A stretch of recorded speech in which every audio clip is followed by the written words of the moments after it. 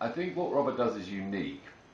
He combines a sort of classic sensibility, a sense of scale and melody and atmosphere, with a very cool modern edge. On top of that, Robert is also a thoroughly decent guy. You couldn't work with a better person. Phenomenally hardworking, terrific attention to detail. Basically, I think, in my opinion, he is the most talented composer working in movies today.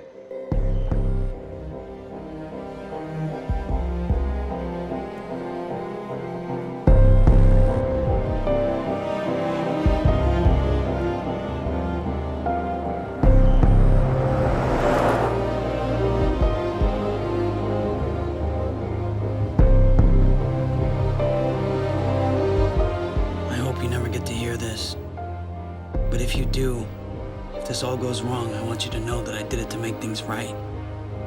Just to make things right. I love you.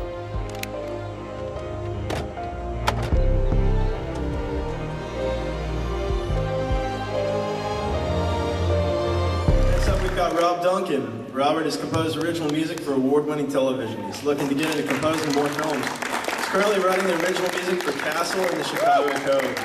He recently scored the feature film The Tide. Other credits include Buffy the Vampire Slayer, True Calling, Terriers, The Unit, the feature film Shattered, starring Pierce Brosnan, and Into the Blue to the Reef. Robert Duncan. Rob, you've done TV and film, and getting to that question again, do you find that you do different things for TV and film? Ideally, no. But then there are some realities to television. There's a funny story. Ideally, I just want to write the emotion and do my job as best as I can. But sometimes the realities are that you've got to keep the audience engaged. And when I was working on Castle, it followed Dancing with the Stars. And so you're going from a fun dancing show to a dead body rolling around in a washing machine, and then we're losing people. I wonder why. So I was instructed to come up with music that would kind of keep the dancing vibe going from the previous show to keep the ratings up. And the strangest phone call I've ever received was, "Hey Rob, we're on episode 8. Do you have any upbeat child abduction music?" I was like, "Would you repeat that question?" They're like, "I know, I'm sorry, but I don't know what to do." Anyway. So yeah, those are some realities that,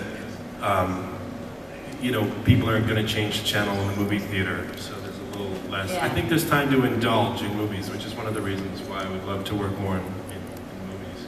When I stopped being a bellhop and I got my first job as a composer, I kept raised in Canada, got a degree in music. I always thought they should have a placement program, so when you graduated with your finance degree, you ended up in a good restaurant. Anyway, through some fluky events, I ended up assisting one of the Canadian composers up there, and was just watering the plants, and ended up 5 years later co-writing shows with him. So everyone should learn to garden a little. Yeah. Okay. Decided to make the move down to Los Angeles, which I think is definitely a good move if you are interested in writing. I think the opportunities here are nowhere else. There were several big breaks. I think in terms of advice for people that are starting out, one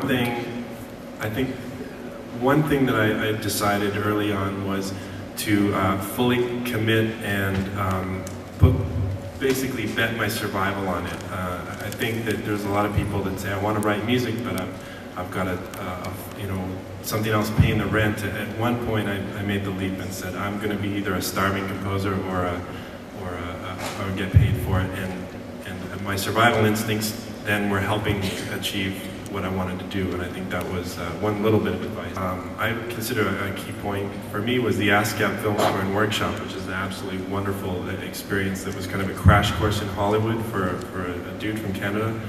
and it sort of let me hit the ground running. Shortly thereafter, I got my first real big break was Buffy the Vampire Slayer, which I got onto season 7 just as it was wrapping up, which was a real treat.